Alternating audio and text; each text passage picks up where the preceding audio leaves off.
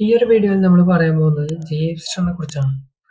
ജെയിംസ്റ്റർ എന്ന് പറഞ്ഞു കഴിഞ്ഞാൽ ആഹ്, ഒരു വെബ് ആപ്ലിക്കേഷൻ ജനറേറ്ററാണ് ജെയിംസ്റ്റർ.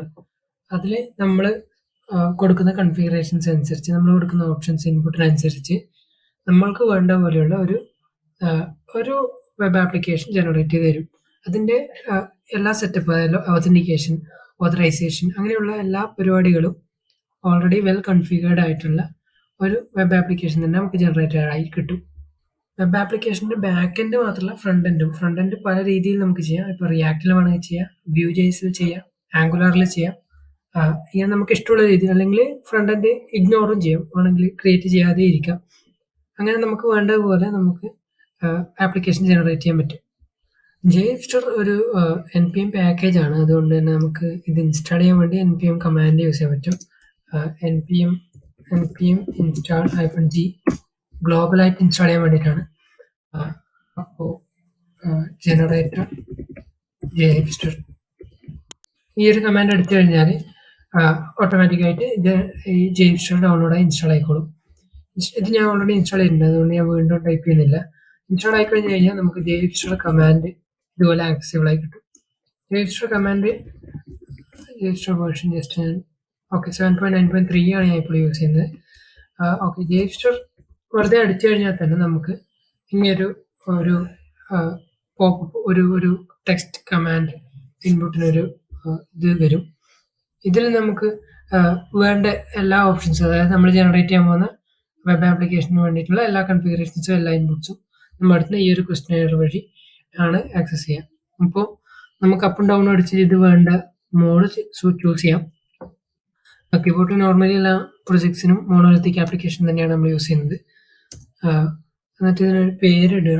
പേരിപ്പോൾ സാമ്പിൾ എന്ന് ഇടാം. പ്രൊജക്റ്റിൻ്റെ നെയിമാണിത്. ഇത് ക്യാപിറ്റൽ വെച്ച് സ്റ്റാർട്ട് ചെയ്യാം. ഓക്കെ. വെബ് ഫ്ലെക്സ് യൂസ് ചെയ്തിട്ട് ഇത് റിയാക്റ്റീവ് ആക്കണം. നോർമലി കീബോർഡിൽ റിയാക്റ്റീവ് പ്രോഗ്രാമിംഗ് യൂസ് ചെയ്യാറില്ല, അതുകൊണ്ട് ഇതിൻ്റെ ശ്രമമായിരിക്കും. പിന്നെ ഒരു ജാവ പാക്കേജ് നെയിം, അത് തൽക്കാലം ഇങ്ങനത്തെ നടക്കട്ടെ. ഒതന്റിക്കേഷൻ നോർമലി JWT ആണ് യൂസ് ചെയ്യുന്നത്. JWT കൊടുക്കാം. ഇതിൽ ഡാറ്റാബേസ് നമുക്ക് പലതരം ഡാറ്റാബേസ് യൂസ് ചെയ്യാം. MongoDB പോലെ NoSQL യൂസ് ചെയ്യാം, Cassandra യൂസ് ചെയ്യാം. അതുപോലെ SQL ആണ് നോർമലി യൂസ് ചെയ്യുന്നത്. ഓൾമോസ്റ്റ് ഓൾ പ്രൊജക്ട്സിന് SQL ആണ് യൂസ് ചെയ്യുന്നത്. SQLന് പ്രൊഡക്ഷൻ ഡാറ്റാബേസ് PostgreSQL ആണ് നോർമലി യൂസ് ചെയ്യാറ്. അതുപോലെ ഡെവലപ്മെന്റ് ഡാറ്റാബേസ് വേറെ ഡാറ്റാബേസ് കൊടുത്താൽ എന്താ പ്രശ്നം വെച്ചാൽ, നമുക്ക് ഡാറ്റാബേസ് സ്പെസിഫിക് ആയിട്ടുള്ള ക്വറീസ് നമുക്ക് യൂസ് ചെയ്യാൻ പറ്റില്ല. അതുകൊണ്ട് ഡെവലപ്മെന്റ് ഡാറ്റാബേസും പ്രൊഡക്ഷൻ ഡാറ്റാബേസും സെയിം കൊടുക്കുന്നതാണ് എപ്പോഴും നല്ലത്. അതാകുമ്പോൾ ആ ഒരു ഡാറ്റാബേസിന്റെ സ്പെസിഫിക് SQL ക്വറീസ് നമുക്ക് നമ്മുടെ ആപ്ലിക്കേഷനിൽ യൂസ് ചെയ്യാൻ പറ്റും. അപ്പോൾ ഡെവലപ്മെന്റിനും നമ്മൾ PostgreSQL യൂസ് ചെയ്തു. ഇനി കാഷിംഗ് എന്തെങ്കിലും ചെയ്യണമെങ്കിൽ അത് വേണമെന്ന് നിർബന്ധമല്ല. നമുക്ക് വേണമെന്നുണ്ടെങ്കിൽ ഇതിലേതെങ്കിലും എനേബിൾ ചെയ്ത് കൊടുക്കാം. തൽക്കാലം ഞാൻ നോ ക്യാഷ് കൊടുക്കാം. ഇനി ഇതിൽ പാക്കേജ് മാനേജർ, ജാവയിലെ ഡിപ്പെൻഡൻസീസ് മാനേജ് ചെയ്യാൻ ഇതിലേതാണ് യൂസ് ചെയ്യേണ്ടത്? ബിൽഡ് ബണ്ടിലൊക്കെ ജനറേറ്റ് ചെയ്യാൻ വേണ്ടി നമ്മൾ ഗ്രൈഡിലാണ് നോർമലി യൂസ് ചെയ്യുന്നത്. ഗ്രൈഡിലാണ് കുറച്ചുകൂടി പുതിയ ഒരു ഫ്രെയിംവർക്ക്. ഇനി ജെയിംസ്റ്റർ രജിസ്ട്രി വേണമെന്നാണ്. ജെയിംസ്റ്റർ രജിസ്ട്രി ഉണ്ടെങ്കിൽ നമുക്കതിനെ കൊണ്ട് നമ്മൾ ആപ്ലിക്കേഷൻ്റെ ഹെൽത്തും അതുപോലെ എത്ര മെമ്മറി യൂസേജും അങ്ങനെയുള്ള കാര്യങ്ങളൊക്കെ നമുക്ക് അവിടുന്ന് മോണിറ്റർ ചെയ്യാൻ പറ്റും. അപ്പോൾ അത് നോർമലി ഇനേബിൾ ചെയ്യുന്നതാണ് ബെസ്റ്റ്. പിന്നെ ഒരുപാട് വേറെ ടെക്നോളജീസ് നമുക്കിതിൽ ഇൻ്റഗ്രേറ്റ് ചെയ്യാൻ പറ്റും. വേണമെന്നുണ്ടെങ്കിൽ നമുക്കിത് എനേബിൾ ചെയ്ത് കൊടുക്കാം. സ്പേസ് ഒക്കെ സെലക്റ്റഡ് ആവും. എൻ്റർ ആക്കിയാൽ കണ്ടിന്യൂ ആവും. അപ്പോൾ ഇതൊന്നും സെലക്ട് ആകാതെ തൽക്കാലം നമുക്ക് കണ്ടിന്യൂ ചെയ്യാം. ഇതൊന്നും നമുക്ക് ബൈ ഡിഫോൾട്ട് ആവശ്യമില്ല. അപ്പോൾ നെക്സ്റ്റ് അടിക്കാം. ഇതിൽ ഫ്രണ്ട് എൻഡ് ജനറേറ്റ് ചെയ്യാൻ ഏത് ഫ്രെയിംവർക്കാണ് യൂസ് ചെയ്യേണ്ടതെന്ന് ചോദിക്കുന്നത്. ഇതിൽ നമുക്ക് റിയാക്ട് യൂസ് ചെയ്യാം. റിയാക്ട് ആണ് കീബോർഡിൽ നോർമലി യൂസ് ചെയ്യുന്നത്. അഡ്മിൻ UI എന്ന് പറഞ്ഞു കഴിഞ്ഞാൽ നമ്മളുടെ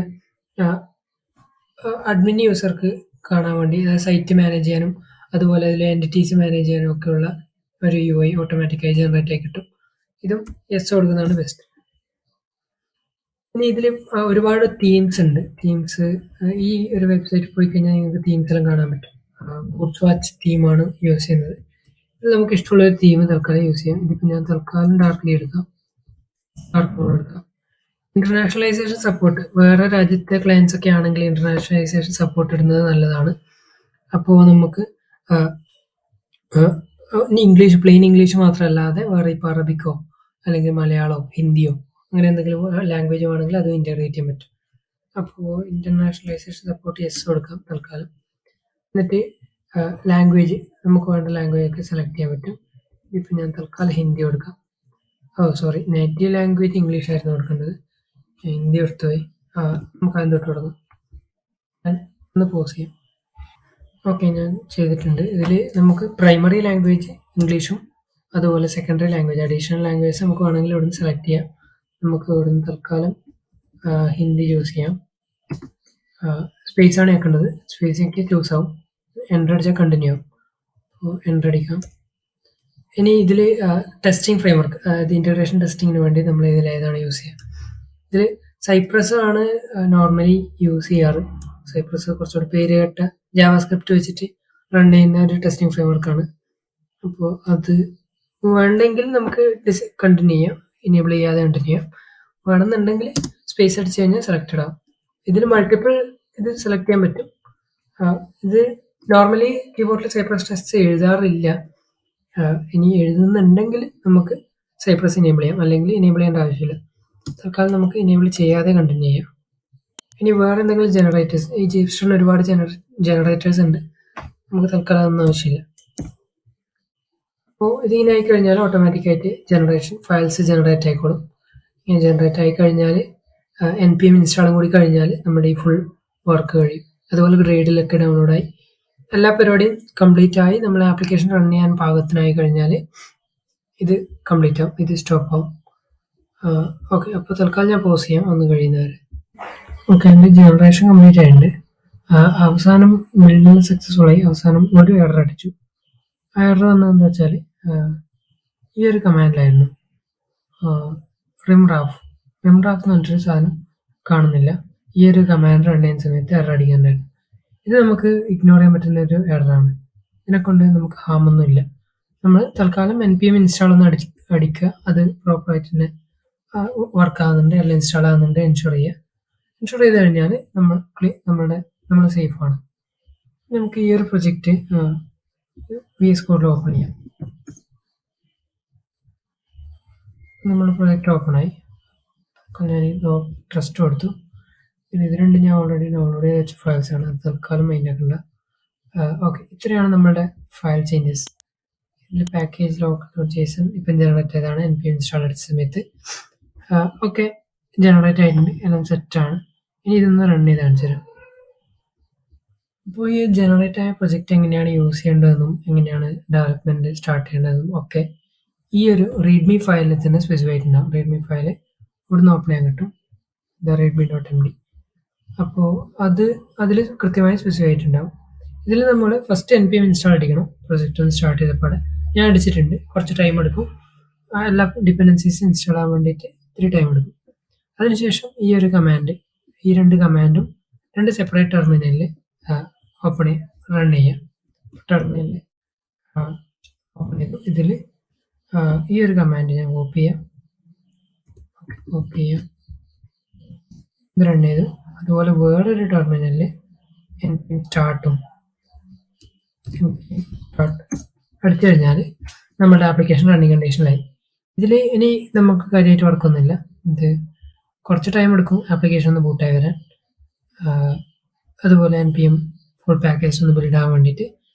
അത് കഴിഞ്ഞാൽ നമ്മൾ കംപ്ലീറ്റ്ലി നമ്മളുടെ ആപ്ലിക്കേഷൻ ലൈവ് ആയിരിക്കും. ഓക്കെ, നമ്മുടെ ആപ്ലിക്കേഷൻ ഇവിടെ ലോഡായിട്ടുണ്ട്. ഇവിടെ പക്ഷേ ഈ ഒരു എറർ കാണാം. അത് പ്രശ്നമില്ല. അത് നമ്മുടെ ഫ്രണ്ട് എൻഡ് ബണ്ടിൽ ബിൽഡ് ആവുന്നതാണ്. ഒന്ന് ബിൽഡായി കഴിഞ്ഞാൽ മാത്രമേ കംപ്ലീറ്റ് ആവും. ജാവ ഇത് റണ്ണായി കഴിഞ്ഞില്ല, അതുകൊണ്ട് ആണ് ആ എറർ വന്നത്. ഇത്തിരി ടൈം കൊടുത്താൽ ഒന്ന് റണ്ണാവട്ടെ. ഞാൻ പോസ് ചെയ്യാം. ഓക്കെ, എൻ്റെ ആപ്ലിക്കേഷൻ ലൈവ് ആയിട്ടുണ്ട്. ഫസ്റ്റ് ടൈം ഇതൊന്ന് കമ്പൈലായി റണ്ണാകാൻ വേണ്ടിയിട്ട് ഒരുപാട് ടൈം എടുക്കാറുണ്ട്. എൻ്റെത് റണ്ണായി കഴിഞ്ഞപ്പോൾ അതിന് ഒരു എറർ വന്നു. എറർ വന്നത് PostgreSQL കണക്ഷൻ ഫെയിലായി എന്നുള്ളതാണ്. അത് നമ്മൾ PostgreSQL ഒന്നും കൺഫിഗർ ചെയ്യില്ല. ഏത് PostgreSQL ഏത് യൂസറിലോട്ടാണ് കണക്ട് ചെയ്യേണ്ടത്, എന്താണ് പാസ്വേഡ് ഒന്നും നമ്മൾ കൺഫിഗർ ചെയ്യില്ല. അതുകൊണ്ടാണ് ഈ എറർ അടിച്ചത്. തൽക്കാലം നമുക്ക് ഈ ആപ്ലിക്കേഷൻ സ്റ്റോപ്പ് ചെയ്യാം. കുറച്ച് സ്റ്റോപ്പ് ആയിക്കോളും.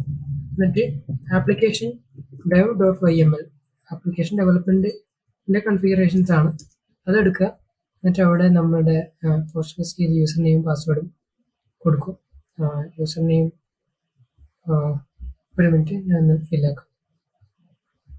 ഞാൻ എൻ്റെ ലോക്കൽ സിസ്റ്റത്തിൽ AJK എന്നുള്ള പേരിൽ ഒരു ഡാറ്റാബേസും ഒരു ടേബിളും ഒരു റോളും ക്രിയേറ്റ് ചെയ്തിട്ടുണ്ട്. അപ്പോൾ നമുക്കിവിടെ URL യൂസർ നെയിം AJK കൊടുക്കാം, പാസ്വേഡും AJK കൊടുക്കാം. എന്നിട്ട് നമുക്ക് കൊണ്ടുവന്ന് റൺ ചെയ്ത് നോക്കാം. ഇത് ആദ്യത്തെ തവണയല്ല, രണ്ടാമത്തെ തവണ ആയതുകൊണ്ട് പെട്ടെന്ന് തന്നെ എല്ലാം സെറ്റായി കിട്ടി. ഇത് നിങ്ങൾക്ക് കാണാൻ ലിക്വിബേസ് മൈഗ്രേഷൻ നടക്കുന്നുണ്ട്. അപ്പോൾ ഡാറ്റാബേസ് ടേബിൾ ഒക്കെ ഓട്ടോമാറ്റിക്കായിട്ട് അതിലോട്ട് ആഡ് ആയി കഴിഞ്ഞിട്ടുണ്ടാവും. ഇനി നമുക്ക് നമ്മുടെ നേരത്തെ ലോഡായ പേജ് ഒന്ന് റീലോഡ് ചെയ്യാം. ഇവിടെ നിങ്ങൾക്കൊരു കാര്യം കാണാൻ പറ്റും, ഇവിടെയുള്ള പോർട്ട് 8080 ആണ്, പക്ഷേ നമ്മൾ ഇവിടെ എടുക്കുന്നത് 9000 ആണ്. അതെന്തുകൊണ്ടാണെന്ന് വെച്ചാൽ ഈ NPM നമ്മുടെ ഫ്രണ്ട് എൻഡ് ബണ്ടിൽസ് ലോഡ് ആകുന്നത് ഈ 9000 ഈ 9000 ഒരു പ്രോക്സി പോലെ വർക്ക് ചെയ്യും.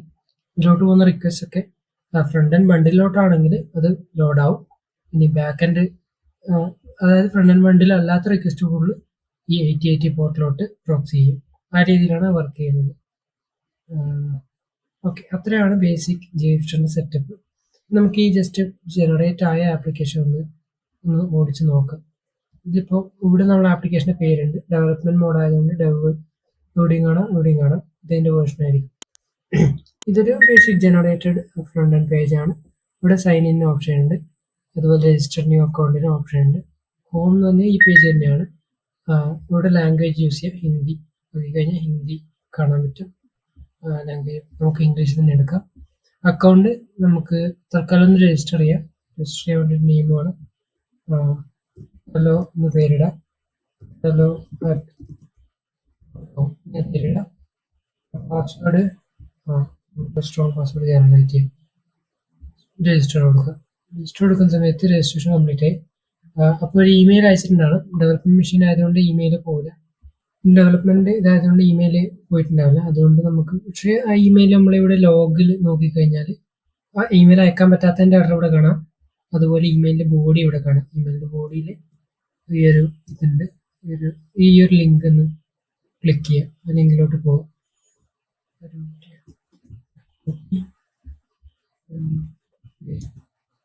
അപ്പോൾ നമ്മുടെ അക്കൗണ്ട് ആക്ടിവേറ്റ് ആയിട്ടുണ്ടാവും. ഒരു മിനിറ്റ്. ഓക്കെ, നേരത്തെ ആ പേജ് ലോഡ് ആകാത്തത് എറർ വന്നത് എന്തുകൊണ്ടാണെന്ന് വെച്ചാൽ 8080 ആയിരുന്നു പോർട്ട്. കാരണം ബാക്ക് എൻഡിന് അറിയില്ല ഇങ്ങനെ ഒരു ഫ്രണ്ട് എൻഡ് പ്രോക്സി വർക്ക് ചെയ്യുന്നുണ്ടെന്ന്. അതുകൊണ്ട് ബാക്ക് എൻഡിൽ നിന്ന് പോകുന്ന ഇമെയിലിൽ ബാക്ക് എൻഡിന്റെ പോർട്ടാണ് ഉണ്ടാവുക, ബാക്ക് എൻഡിന്റെ ഡൊമൈൻ നെയിമാണ് ഉണ്ടാവുക. അതുകൊണ്ടാണ് ഈ എറർ വന്നത്.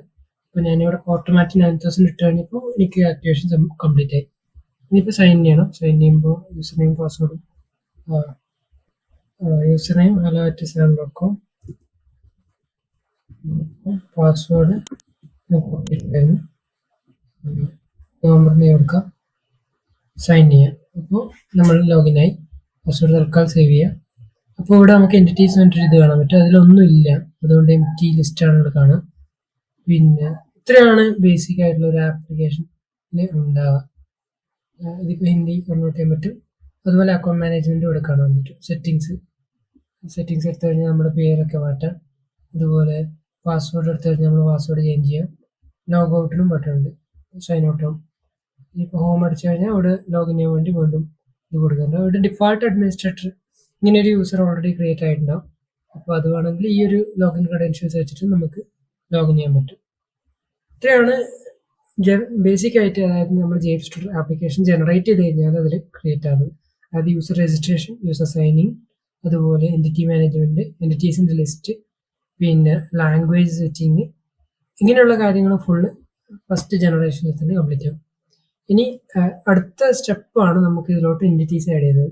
അതായത് ഇപ്പോൾ ഇതൊരു ഇ-കൊമേഴ്സ് ആപ്ലിക്കേഷൻ ആണെങ്കിൽ ഇതിൽ പ്രൊഡക്ട്സ് വേണം, അതുപോലെ ഓർഡേഴ്സ് വേണം, അതുപോലെ സ്റ്റോക്ക് മാനേജ്മെൻറ്റ്, അങ്ങനെയുള്ള ഒരുപാട് കാര്യങ്ങൾ വേണം. അപ്പോൾ ഇങ്ങനെയുള്ള ഓരോ റിസോഴ്സിനും, അതായത് പ്രൊഡക്റ്റുകളുടെ റിസോഴ്സാണ്, ഇങ്ങനെയുള്ള ഓരോ റിസോഴ്സസിനാണ് എൻറ്റിറ്റീസ് എന്ന് പറയുന്നത്. ഈ എൻറ്റിറ്റീസ് ക്രിയേറ്റ് ചെയ്യാൻ വേണ്ടിയിട്ട് നമുക്ക് JDL എന്ന് പറഞ്ഞിട്ടൊരു ലാംഗ്വേജ് ഉണ്ട്. ഒരു JavaScript തന്നെ ഒരു ലാംഗ്വേജ് ആണ്. അത് വെച്ചിട്ട് നമുക്ക് എൻറ്റിറ്റീസ് എന്തൊക്കെയാണ്, അതിൽ എന്തൊക്കെയാണ് പ്രോപ്പർട്ടീസ് ഉണ്ടാവുക, അത് എങ്ങനെയൊക്കെയാണ് അതിൻ്റെ റിലേഷൻസ്, പറഞ്ഞ കാര്യങ്ങളൊക്കെ നമുക്ക് അവിടെ ഡിഫൈൻ ചെയ്യാൻ പറ്റും. അങ്ങനെ ഡിഫൈൻ ചെയ്ത് കഴിഞ്ഞാൽ നമുക്ക് അത് വെച്ചിട്ട് നമുക്ക് ഈ നമ്മളിപ്പം ജനറേറ്റ് ചെയ്ത ഈ ജാവാസ്ക്രിപ്റ്റ് ഈ ഒരു JHipster ആപ്ലിക്കേഷനിൽ നമുക്ക് കൂടുതൽ ഫീച്ചേഴ്സ് അല്ല കൂടുതൽ എക്സ്റ്റെൻഡ് ചെയ്യാൻ പറ്റും.